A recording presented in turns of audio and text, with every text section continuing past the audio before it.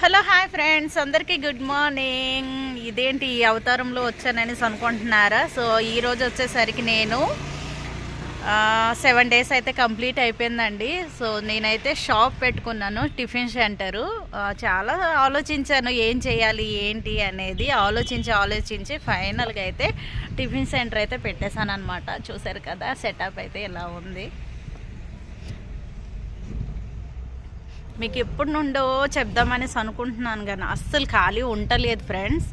రియల్గా చెప్పాలంటే అసలు మేము అనుకున్నప్పటి నుండి కూడా ఇదే ఆలోచనలో, ఇదే ఏవో ఒక సామాన్లు తేవడం అని, లేదంటే ఏదో కొనడం అని, లేదంటే జాగా చూడడం అని, ఇలాంటివే అయిపోతున్నాయి. చాలా రోజుల నుండి అనుకుంటున్నాను వీడియో తీద్దాం అనేసి, కానీ అస్సలు అవుతలేదన్నమాట. సో ఫైనల్గా అయితే షాప్ పెట్టి 7 days అయ్యింది. ఓకే, ఒకలాగా అయితే పర్వాలేదు. ఇదంతా అయితే నాకైతే ఇప్పుడు ప్రజెంట్ రెంట్ అయితే లేదండి. సో గిరాకీ ఎక్కువ అయింది అంటే మాత్రం రెంట్ అయితే ఇవ్వాలి వాళ్ళకి ఖచ్చితంగా. ఫైనల్గా అయితే ఇక్కడ గిన్నెలు కడుక్కోవడానికి అనమాట టబ్తో వాటర్ పెట్టేశాను. నా దుకాణం మొత్తం ఒకసారి మీరే చూసేసేయండి. సో ప్రజెంట్ అయితే ఈరోజు ఇంకా షాప్ పని అయితే అవుతుంది అనమాట. కానీ ఇంకా ఇలా గాలి ఎక్కువగా ఉండడం వల్ల పరదా అయితే కట్టేశాను నేను. సో గాలి వండేటప్పుడు కొంచెం ఇబ్బంది అవుతుంది గాలితోటి, అందుకోసమేనే. సో చూసారు కదా నా షాప్ అండి, మెయిన్ రోడ్లో పెట్టాను అనమాట. చాలా ఆలోచించాను యూట్యూబ్లో సక్సెస్ అవ్వాలని. యూట్యూబ్లో కూడా చాలా వీడియోలు తీసాను, కానీ అస్సలు లాభం లేదనమాట. సో ఇక్కడైతే వాటర్ పెట్టుకున్నానండి, అందరు తాగడానికి, చేతులు కడుక్కోవడానికి. ఇది వచ్చేసరికి మెయిన్ రోడ్డు చూసారు కదా. ఇది వచ్చేసరికి తినే గిన్నెలు అవి పెట్టుకోవడానికి, టిఫిన్ ప్లేట్స్. ఇది వచ్చేసరికి చిన్న గ్యాస్ సిలిండరే పెట్టాను అనమాట. ఇది ఓన్లీ గారెలకి, చాయ్ కోసమే ఈ పొయ్యి అనమాట. ప్రజెంట్ అయితే ఈ పొయ్యి తీసుకున్నామండి. ఈ పొయ్యి వచ్చేసరికి 1500 అయితే పడిపోయింది. దగ్గర రెగ్యులేటరు ఇవన్నీ కలిపి ఇంకా ఎక్కువైపోయినాయి. ఈ పొయ్యి వచ్చేసరికి గారెలకి, చాయ్కి అయితే చేస్తూ ఉంటాను అనమాట. అండ్ ఈ గ్యాస్ సిలిండర్ వచ్చేసరికి దోశ పెంకుకి అనమాట ఇలా సెట్ చేసి ఉన్నాము. చూసారు కదా సెటప్ ఎలా ఉందో ఒకసారి మీరే చూసేయండి. ఇవన్నీ కొత్తవేనండి, ఏవి కూడా సెకండ్ హ్యాండ్లు అయితే తీసుకోలేదు. ఇది వచ్చేసరికి దోశ పేస్ట్ అండ్ మసాలా దోశ కావాలి అంటారు కదా, అలాంటి వాళ్ళకి మసాలాని అయితే రెడీ చేస్తాను. ఇంటికాడే రెడీ చేస్తానండి ఇది. ఇవి వచ్చేసరికి మసాలా దోశలో ఆనియన్ వేయాలి కదా, దానికోసం అనమాట. సో ఇది వచ్చేసరికి ఎవరైనా కారం అడుగుతారనమాట, అలాంటప్పుడు దోశ పైన రాస్తాను. నేనైతే ఫస్ట్ ఆఫ్ ఆల్ ఒక దోశ చేసి ఇక్కడ పెట్టేశాను దేవుడి కోసమని. అండ్ ఇది వచ్చేసరికి సాంబారు పెంకు పైన వేడవుతూ ఉందన్నమాట.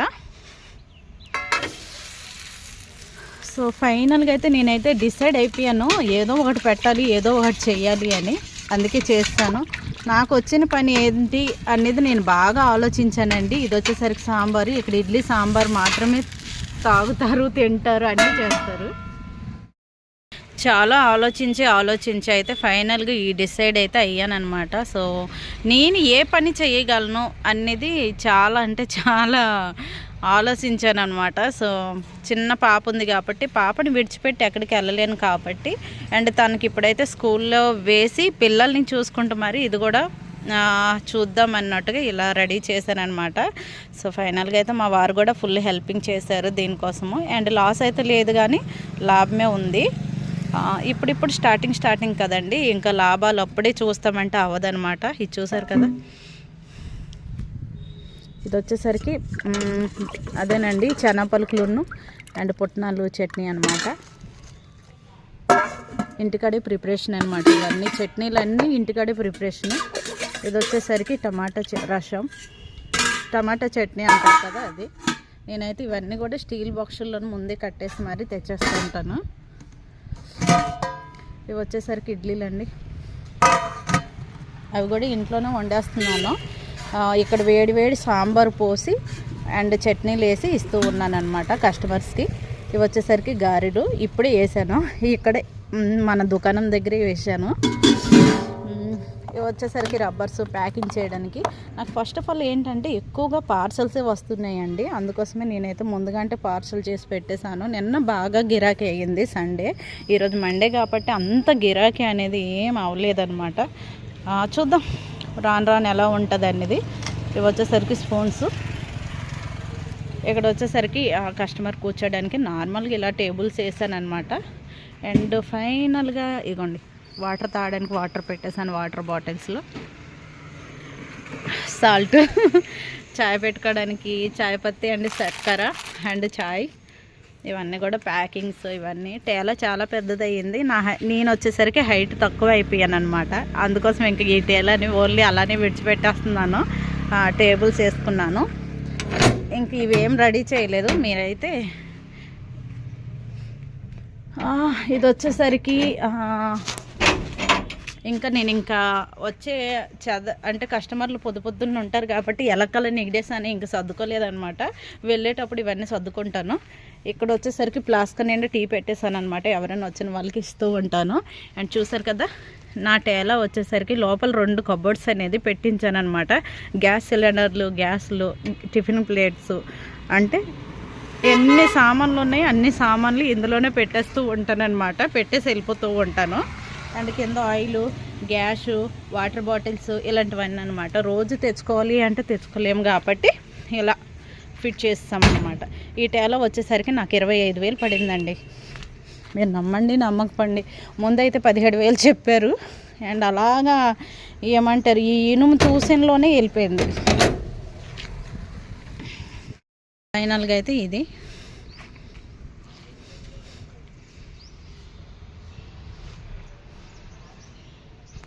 ఇదైతే రెడీ చేస్తాము అన్నప్పుడైతే 17,000 చెప్పారు మాకు. కానీ ఇనుము తోకకేసి మాకు ఇచ్చేసరికి ఇక్కడికి వచ్చేసరికి 25,000 అయితే పడిపోయింది.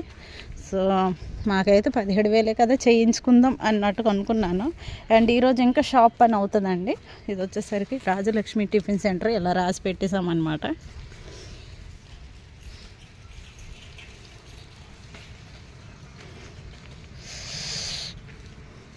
సో ఫైనల్గా ఇది వచ్చేసరికి నా టిఫిన్ సెంటర్. అందాక మాత్రమే ఇలా ఉంది. ఇంకొక 5,000 పెట్టుబడి అవుతుంది అనమాట ఇంకా మంచి చేసుకోవడానికి.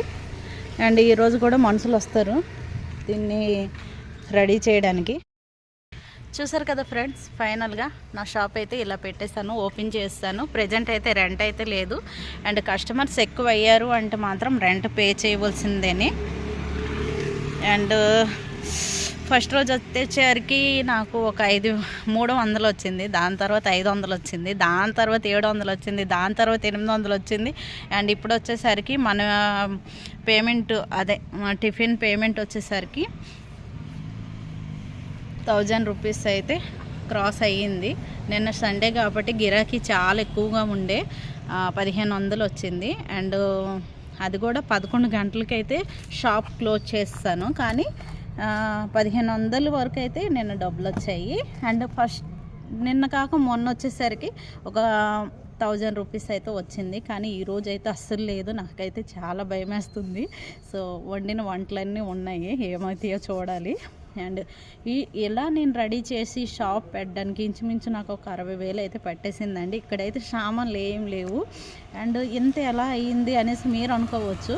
కానీ చాలా బడ్జెట్ అయితే అయిపోయింది. అసలు టిఫిన్ సెంటర్ పెడతామా అంటే మాత్రం ఒక 10,000 20,000 పెట్టేసి రెడీ చేసుకుంటాము, టిఫిన్ సెంటర్ పెడతాము అంటే మాత్రం వద్దండి. ఎందుకంటే నేను అలాగనే దిగిపోయాను. కానీ అన్నీ కొనేసరికి ఒక 60,000-70,000 వరకు అయితే అయిపోతుంది. రియల్గా చెప్తున్నాను, నా అనుభవంతో చెప్తున్నాను. ఎవరైనా చేస్తాము అంటే మాత్రం ఇంచుమించు ఒక 50,000 అయినా చేతిలో పట్టుకోండి. ఎట్లేదన్నా సరే ఒక 50,000 ఖర్చు అయితే ఉంటుంది టిఫిన్ సెంటర్ పెట్టాలి అంటే. అది కూడా సింపుల్గా పెట్టాలంటే ఒక 50,000 అవుతుంది.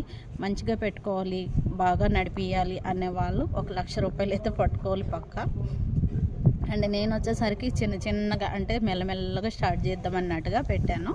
అండ్ ఓకే, మరీ అంత నష్టము లేదు, మరీ అంత లాభము లేదు. స్టార్టింగ్ కాబట్టి లాభాల గురించి అసలు ఆలోచించను. అండ్ నేనైతే అనుకుంటున్నాను ఏంటంటే మంచి టేస్ట్ని ఇస్తే కస్టమర్ ఆటోమేటిక్గా వాళ్ళే వస్తారు. అది నా టాలెంట్, ఇంకేం లేదు. అదే ఉపయోగిస్తున్నాను. Chutneys and ఇడ్లీసు ఇంట్లోనేనండి preparation. పొద్దున్న మార్నింగ్ 3:30కి లెగిసి వంట చేసి ఇలా రెడీ అయ్యి వచ్చేస్తూ ఉంటాను అనమాట దుకాణంకి. మా వారు వచ్చేసరికి నాకు డ్రాప్ చేసేస్తారు టిఫిన్స్ తోటి. నాకైతే మాట రావడం లేదు, ఎందుకంటే చలి విపరీతంగా చల్లటి గాలి అనమాట. మాట్లాడడానికి కూడా మాటలు రావడం లేదు. నేనైతే పొద్దున్నే షాప్ అయితే తీస్తూ ఉన్నాను, కానీ కస్టమర్స్ అంత లేరు. తెలియడం లేదు నేను ఇక్కడ షాప్ పెట్టాను అనేది. మెల్లమెల్లగా కస్టమర్కి ఇప్పుడిప్పుడే తెలుస్తుంది. ఓకే గాయ్స్, రేపటి వీడియోలో మళ్ళీ కలుద్దాం. Bye bye. Thank you so much. Customer వచ్చే టైం అయింది.